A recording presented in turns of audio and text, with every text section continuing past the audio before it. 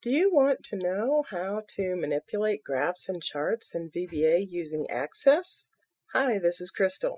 I will show you how to change data for a graph, set the chart title, x-axis title, and modify scales and formats. We all love graphs, and this is a graph with Microsoft Access. Here is a menu that generates the graph. Graphs are not very well documented, so I hope this will serve as a good example. Let me explain the data sets to you. I've created two tables, one with data, which has a date time, which is truncated to a date for graphing purposes, and a value. Beyond that, it is related to a topic. Not in this data set are related tables. I'm just calling them other ID. In my graph topics, this is pretty generic. First topic, second topic, third topic, and so on. The topic is generally what you'd want to put at the top of the chart. I use chart and graph interchangeably. The button is labeled chart. So if I click on chart and I've chosen the first topic, notice first topic is in the header of the chart. If I put any criteria on, then that will be in the footer. And I can see I have data from July. Well, actually, I don't know what years those data are. The date format is just month, day, and I'm going to say I also want to show the year on the date format to label the x-axis, which is also called the category axis. Now I can see the years of my data. Let me choose to look at data after July 2013. So on this date range, I can put 7/1/13 in here and go to chart. And now I can see, well, now that I'm looking at it a little closer, maybe I don't want to start the data till September. So I'll close that. I can double click on this date and move forward by month. I can also put a date in here. As you change the month and the year or the day, you can go a day at a time as well. You can also click on a day on the calendar. These are all done with command buttons, and all the code is behind this form so you can see how it works. But I'll pick another date, click OK. Notice as criteria changes, so do controls on the right of the form. The header is first topic. Now the footer has criteria for date is greater than 8/9/2013. I can also filter for another criteria, like here I'll choose 10. The criteria in the footer is recalculated and displayed. The reason it's done this way, rather than calculating it at the time of the report, is so you can come in here and change it. So you might say whatever you want. I'll just put another comment. Whatever you add is also displayed. If you change criteria, like for instance, let me say I don't care about that, I'll just delete the 10 from there. That forces a recalculation of the controls, and of course anything you added will be lost. This example is really to show you how to work with graphs in Visual Basic for Applications, or VBA. Let's look at the code. If I go to the design view of this form, click on the chart button, I can see that on the click event, an event procedure is happening. So I'll look at the code there. The first thing that happens is an error handler is set up. And I was having a little trouble getting the graphs to work out right. So these three might not be necessary. I threw them in just as a duct tape, and it seemed to work, but it could have been something else I did. Now variables are being dimensioned. Declaring a variable to hold SQL statements as they are constructed, and that will be a string because there'll be definitely something in it. VWhere is defined as a variant, so it can actually start out as null, and if there is no criteria, it will remain null. The date equation is because on the form, we have the option of a scale by days, weeks, or months. So we might be summing the dates by week or by month. So we have to know what this date equation is. Now, in the case of daily values, we're just going to get the date value from the date time field. Now that date time field, my date time, you of course will change this to your field name. I've used D as an alias for the data table and T as an alias for the topics table. If the chart is to be done weekly, so everything from Monday through Friday basically gets reported on Monday, that is the weekly equation. Now obviously if you want to report it on Friday, you'll have to change the equation. Monthly, everything for the month gets reported on the first day of the month. Likewise, you could change the equation to be the last day of the month. Otherwise, and this is not likely to happen because an option frame can't be cleared except through code, the user will get a message that a time frame is necessary for the chart, and it'll set the focus to the control that needs to be filled. So the next thing we go to is the chart topic. Now this is whatever you want it to be. It could be jobs, it could be customers, it could be anything you are using to aggregate your information. I set this up so that it's not necessary to pick a topic, so it would aggregate all of the information if no topic was picked at all. In other words, you could just graph every number you have in your table. For this example, however, I changed it to allow the user to decide if they want that or not, and so they'll get prompted with a message box with yes/no buttons. Other criteria, I threw these in. These could be tasks, they could be types of jobs, they could be any other way that you want to limit your information. And I've just used, once again, generic fields here. My other ID 1 and my other ID 2 are both fields in the data table. Now comes what kind of scale they wanted. So if we go here, frame days is either weekdays, weekends, or all days. So in the case of a weekday, we want just Monday through Friday. And in the case of a weekend, we want Saturday and Sunday. In the case of all days, we're not going to do anything to the VWhere variable. Next come the date range. Did we specify dates that we want to see data between?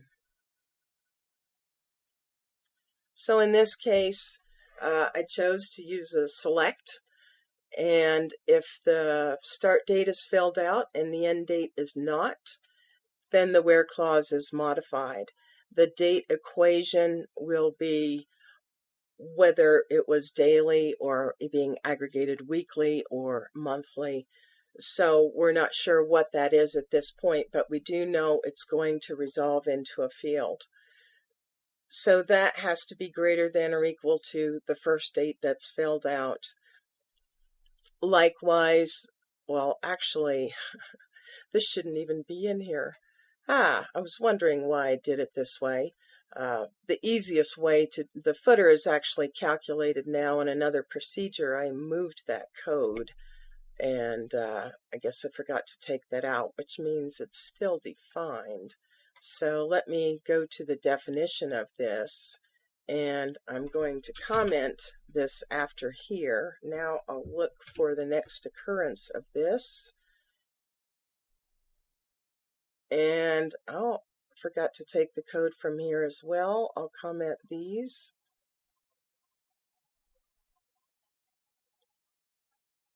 And now I'm back to where I was before. So I've taken vFooter out. Now I use Armin's little trick, Control-Shift-F2, to go back to where I was before. I love that. And continue looking down this code. Now that I'm not also calculating footer text, really a more efficient way to do this would just be to test for date 1 being filled out, add criteria, test for date 2 being filled out, add criteria. Now comes down to building the SQL statement. So a chart needs to know what's on the x-axis and what's on the y-axis. So when we look at this, the x-axis has a date and the y-axis has a value. So we need a date and a value in our SQL statement that's going to be the source for this chart. The date is going to be whatever the date equation is, because it might have been daily or weekly or monthly. Now I'm going to look at, let me just close this chart, the function. Are we summing it? Are we averaging the data? Or are we looking at each value? If we're averaging it, then we'll use the AVG function. If we're summing it, we'll use the sum function. And if we're just looking at each value, we won't do anything.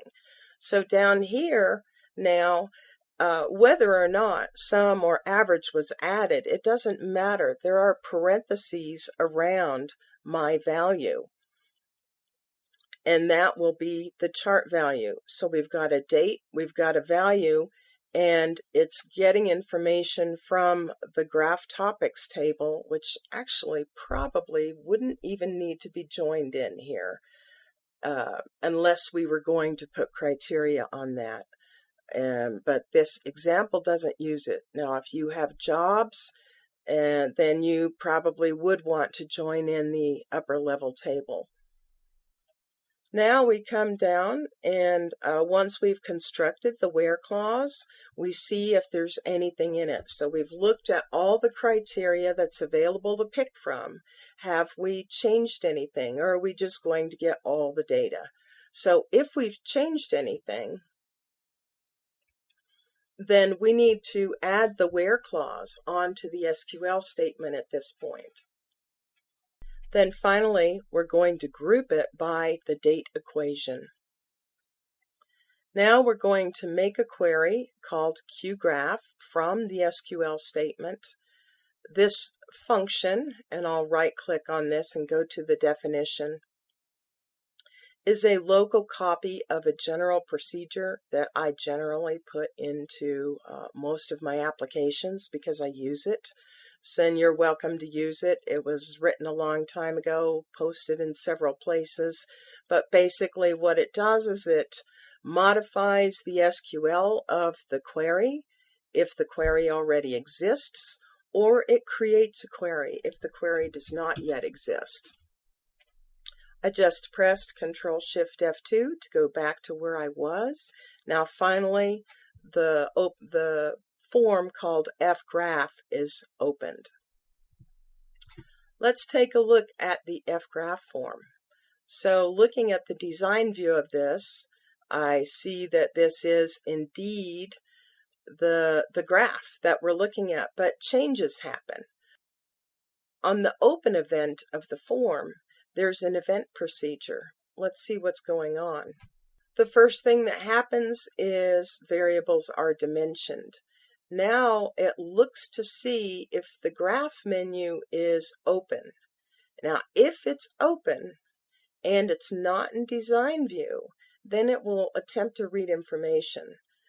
But if it's not open, or if it's open and it's in design view, which means controls can't be read, then the procedure will just exit and you'll see the same graph that rendered the last time. So here we're going to the form and we're reading that information on the right that's being written as, let me just switch to my chart menu. So as criteria is set, as topics are picked, as options are chosen, the information over on the right changes. This is where it gets read. So all we're doing at this point is we're stuffing this information into variables. Now we're going to come down and work with the control. And we're going to first see, do we have a title? We may not. And if we have a title, then we'll set the has title to true, which is probably not necessary if we're setting the title text. And if not, then has title will be set to false. Then we're going to modify the category axis. We're making the assumption that we do have a title here.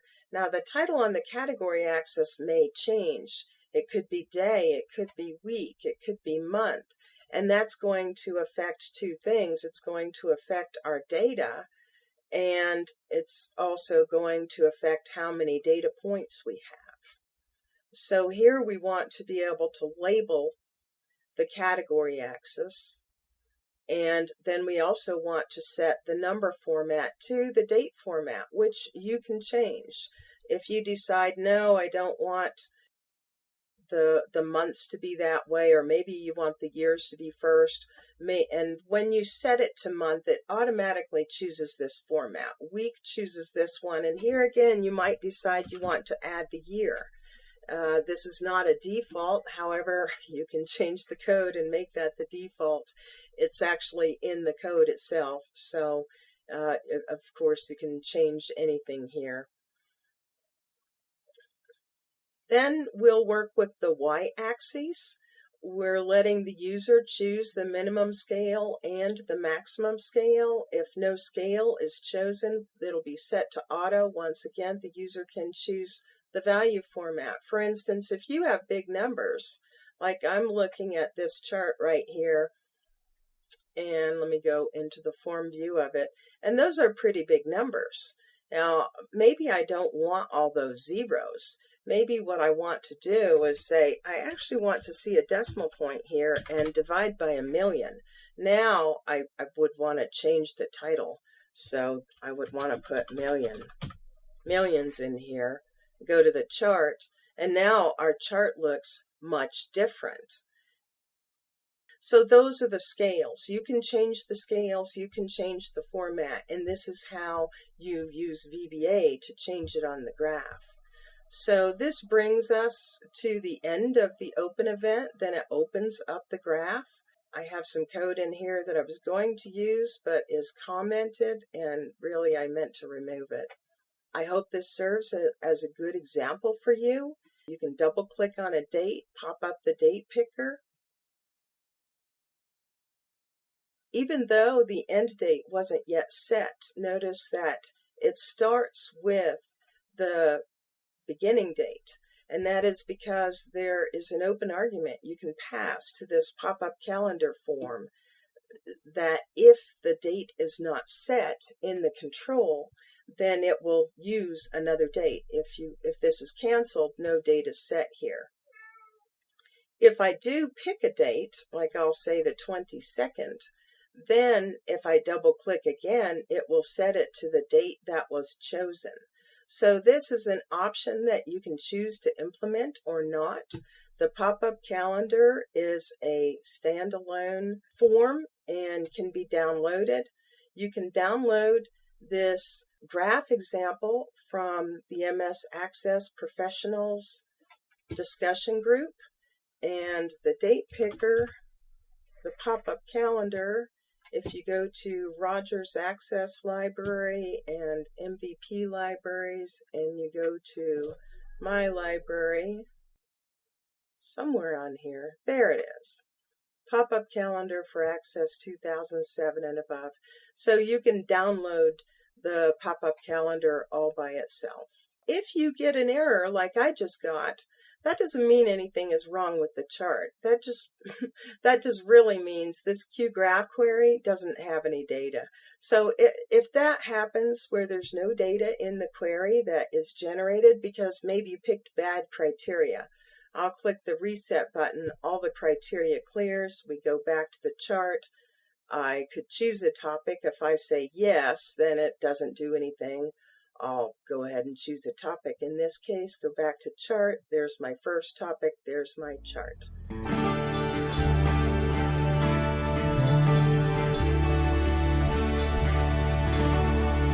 Thanks for joining me. Through sharing, we will all get better.